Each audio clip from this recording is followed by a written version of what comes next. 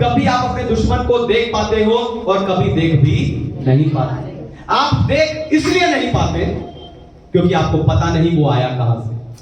पर आपको बताऊं, चाहे वो आपको दिखे, चाहे वो आपको ना भी दिखाई दे, लेकिन परमेश्वर ने आपको खत्म करने वाले हेरोदेस के हर काम को हमेशा फेल किया है।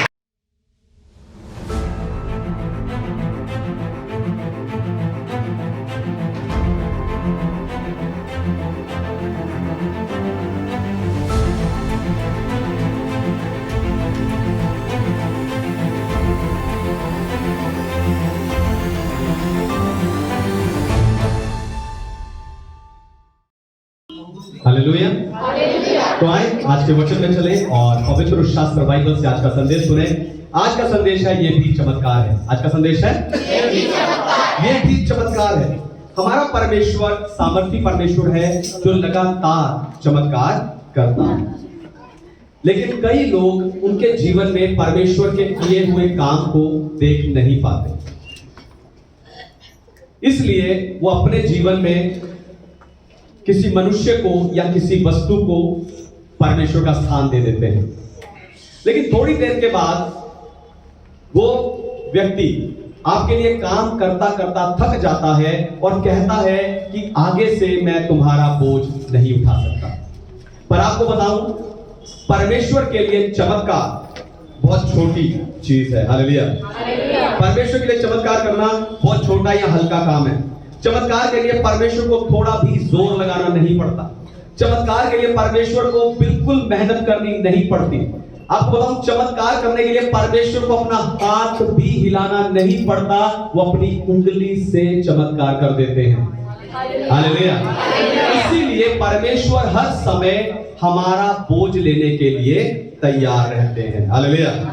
और उसी चमत्कार करने वाले परमेश्वर से आपकी पहचान करवाकर आज मैं आपको उत्साहित करने जा रहा हूं। लेकिन उससे पहले मैं चाहता हूं कि दुनिया भर से जितने विश्वासी स्पिरिचुअल पैशन असेंबली यानी आत्मिक उत्साह की सभा के संदेश को सुनते हैं, हम जोरदार तालियों से उनका स्वागत करें।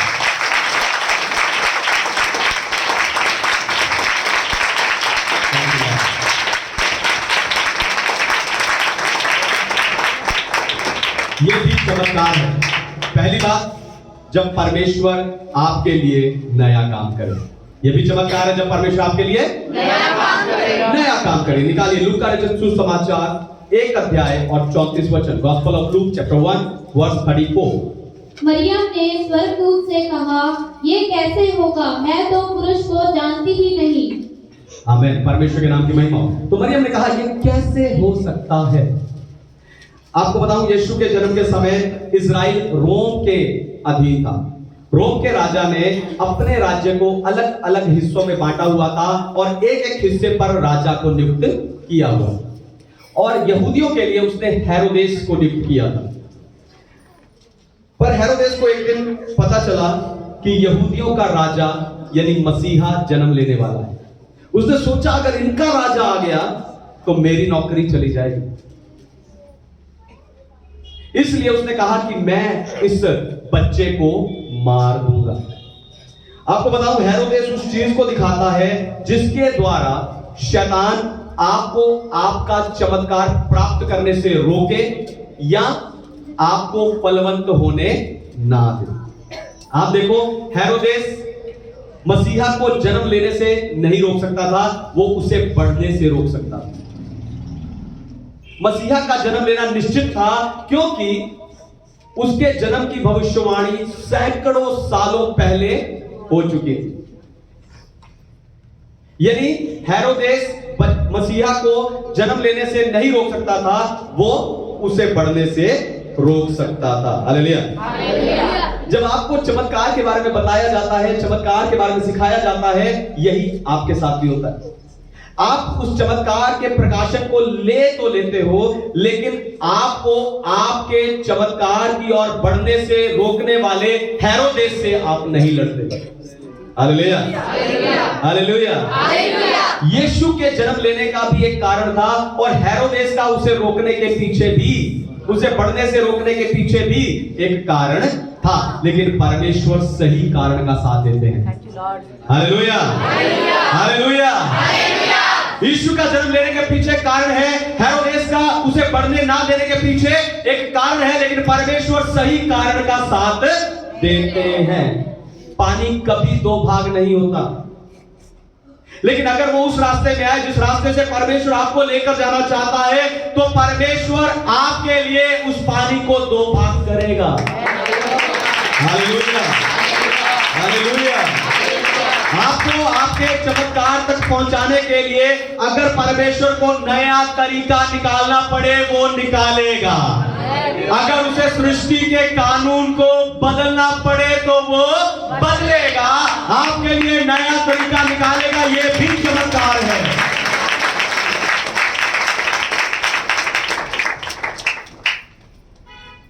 ये भी चमत्कार है जब परमेश्वर आपको पार्टनर दे। ये भी चमत्कार है जब परमेश्वर आपको पार्टनर दे। पढ़िए लूका के सुसमाचार अध्याय 1 वचन 35 और 36। Gospel of Luke chapter 1 verse 35 and 36।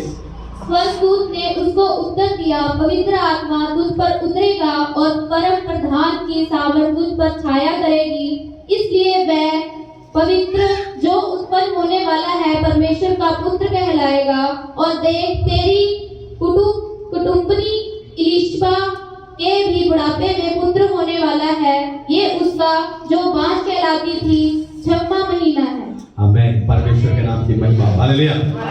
तो जीवन के हर पड़ाव पर आपको पार्टनर यानी साझेदार की जरूरत पड़ती है। मरियम ने पूछा ये कैसे होगा? स्वर्गदूत ने कहा ये ऐसे होगा। जीवन के हर पड़ाव पर आपको पार्टनर यानी साझेदार की जरूरत पड़ती है। जिस काम को आप अकेले करते हो उससे आप जल्दी ऊब जाते हो यानी बोर हो जाते हो। फिर चाहे वो कसरत करना या सैर करने जाने वाला आसान सा काम ही क्यों ना हो। इसी कारण कई विश्वासी भी अपने चमत्कार को प्राप्त करने का साहस खो बैठते हैं। हालेलुया। पर आपको बताऊं, जिस समय मरियम ने पवित्र आत्मा की ओर से गर्भ धारण किया, ध्यान सुनिए, जिस समय मरियम ने पवित्र आत्मा की ओर से गर्भ धारण किया, उसी समय पर एक और स्त्री परमेश्वर की ओर से चमत्कारी रूप से गर्भवती थी, उसकी बहन इलिशिबा। यहां मरियम अकेली थी और वहां इलिशिबा अकेली थी, लेकिन परमेश्वर ने उन दोनों के बीच में, उन दोनों के चमत्कार के बीच में ऐसी पार्टनरशिप को उत्पन्न कर दिया। हालेलुया। उन्हें एक दूसरे का साझेदार बना दिया। हालेलुया। मरियम पूछती है कैसे होगा? लोग मुझे दोष देंगे, लोग मुझे बदनामी करेंगे। स्वर्गदूत कहता उससे देख, वो भी तेरी पार्टनर है। हालेलुया। वो भी तेरी पार्टनर है। पार्टनर है। एक और औरत है जिसे बुढ़ापे में बच्चा होने वाला है। हालेलुया। अरे तो तू बदनामी से ना डर, एक और औरत है जो क्या है इसमें पार्टनर है। हालेलुया। अरे तो इलिशिबा और मरियम दोनों के बीच में परमेश्वर ने पार्टनरशिप को उत्पन्न कर दिया। जैसे आप किसी ऐसे से मिलो जो आपके जैसा हो। हालेलुया। आप किसी ऐसे से मिले जो आपके जैसा हो, है ना? उसके पास वही हो जो आपके पास है।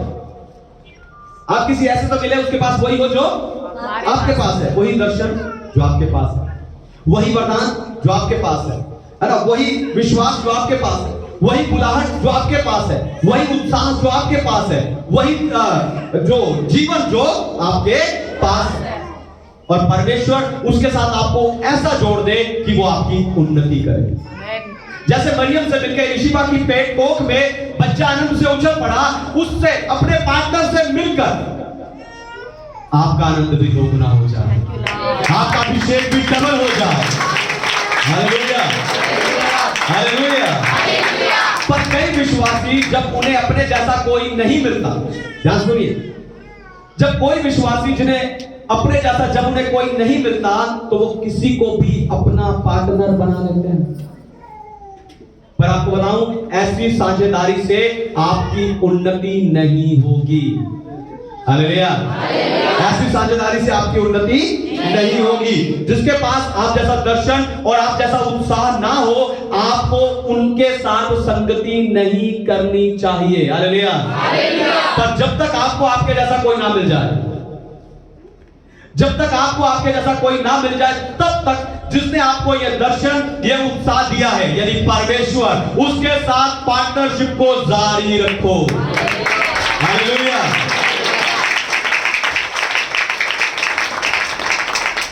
यह भी चमत्कार है जब परमेश्वर आपको सुरक्षा दे।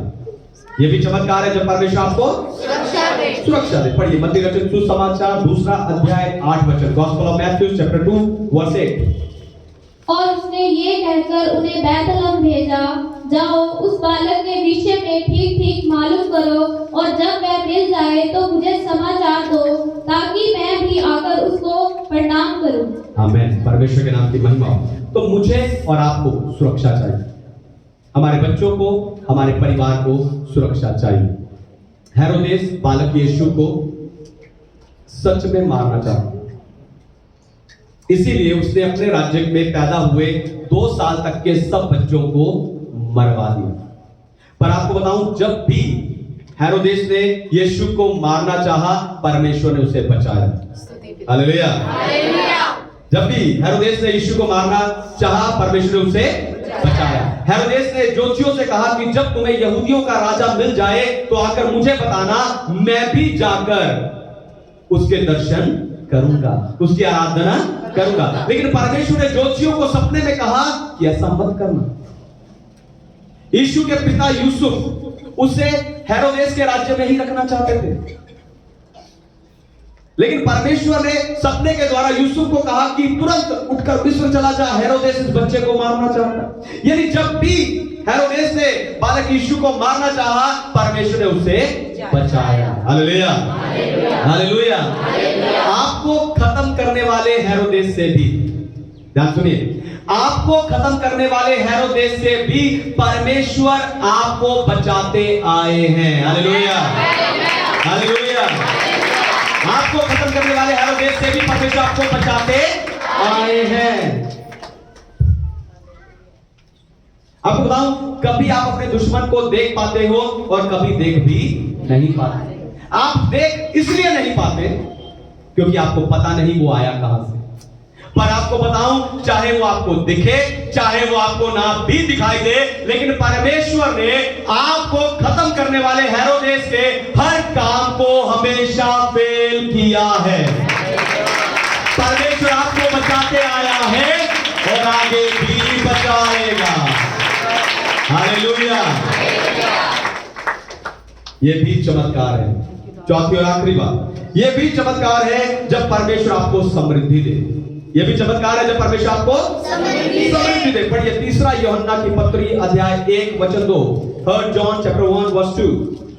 हे प्रिय, मेरी ये प्रार्थना है कि जैसे तू आत्मिक उन्नति कर रहा है, वैसे ही तू सब बातों में उन्नति करे और भला चंगा रहे। आमीन। परमेश्वर के नाम की महिमा। तो जब भी समृद्धि का प्रचार किया जाता है तो लोग अक्सर इसे लालच से या पाप से जोड़ देते हैं। वो कहते हैं रॉन्ग टीचिंग। हालेलुया।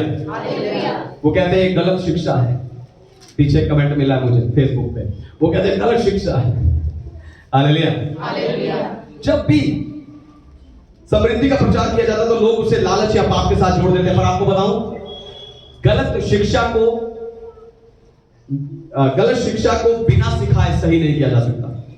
हालेलुया। गलत शिक्षा को बिना सिखाए सही नहीं किया जा सकता। गलत शिक्षा को सही शिक्षा सिखाकर ही सही किया जा सकता है। हालेलुया। और जब मैं बाइबल पढ़ता हूं तो मैं एक ऐसे परमेश्वर को देखता हूं जो आपके जीवन के हर हिस्से की दरिद्रता को समृद्धि में बदलना चाहता है। Hallelujah, hallelujah. जब मैं बाइबल पढ़ता हूं तो ऐसे परमेश्वर को देखता हूं जो आपके जीवन के हर हिस्से की दरिद्रता को समृद्धि में बदलना चाहता है।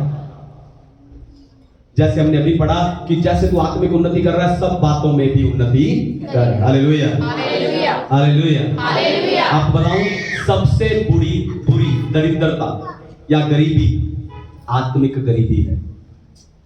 हालेलुया। सबसे बुरी दरिद्रता या गरीबी आत्मिक गरीबी है, क्योंकि जो आत्मा में गरीब है उसके जीवन में उद्देश्य भी नहीं होगा। हालेलुया। जो आत्मा में गरीब है उसके जीवन में कोई उद्देश्य नहीं होगा। वो क्यों आया है, क्या कर रहा है, किस लिए कर रहा है, कहां जा रहा है, चर्च आ रहा है तो क्यों आ रहा है, उसके जीवन में कोई उद्देश्य नहीं होगा क्योंकि वो आत्मा में गरीब है। हालेलुया। वो आत्मा में गरीब है। गरीब है, उसके जीवन में कोई उद्देश्य नहीं, वो चर्च आ रहा है, जा रहा है, बस आकर बैठ रहा है, बस संडे जाना है, बैठना है। जो आत्मा में गरीब है उसके जीवन में कोई उद्देश्य नहीं होगा। ये ऐसा है जैसे आप गाड़ी में घूमते जा रहे हो लेकिन पता नहीं जाना कहां। हालेलुया। आत्मिक रूप से गरीब व्यक्ति ऐसा है जैसा वो क्या कर रहा है, गाड़ी में घूमता जा रहा है, संडे चर्च आता जा रहा है, आता जा रहा है, गाड़ी में घूमता जा रहा है, लेकिन उसे पता नहीं जाना कहां है। क्योंकि आत्मिक समृद्धि का अर्थ संतुष्टि और पूर्णता होता है। हालेलुया।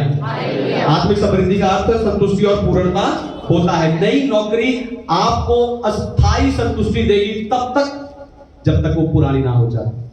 नया घर आपको अस्थायी संतुष्टि देगा तब तक जब तक वो पुराना ना हो जाए। वहीं अगर आत्मिक आप आत्मिक रूप से समृद्ध हो तो आपके अंदर से आनंद, शांति, प्रेम ये नदी की तरह बहते रहेंगे। हालेलुया। और ये नदी आपके जीवन के साथ साथ दूसरों के जीवन की भी दरिद्रता को दूर करेगी। हालेलुया। हालेलुया। इसलिए अगर आपके जीवन में उद्देश्य नहीं है तो आज मैं आपको उत्साहित करता हूं कि अपने उस जीवन की नदी से अपनी भी दरिद्रता को दूर कीजिए और दूसरों की दरिद्रता को भी दूर कीजिए। कैसे पास्टर जी? जो सुसमाचार आपने सुना है उसे दूसरों को सुनाइए और उनकी दरिद्रता दूर कीजिए। जो उद्धार आपने पाया है उसे दूसरों को पाने में मदद कीजिए और उनकी दरिद्रता को दूर कीजिए। हालेलुया। जो आत्मा के फल, जो वरदान आपने पाए हैं उन्हें दूसरों की सेवा के लिए इस्तेमाल कीजिए और उनके जीवन से दरिद्रता को दूर कीजिए।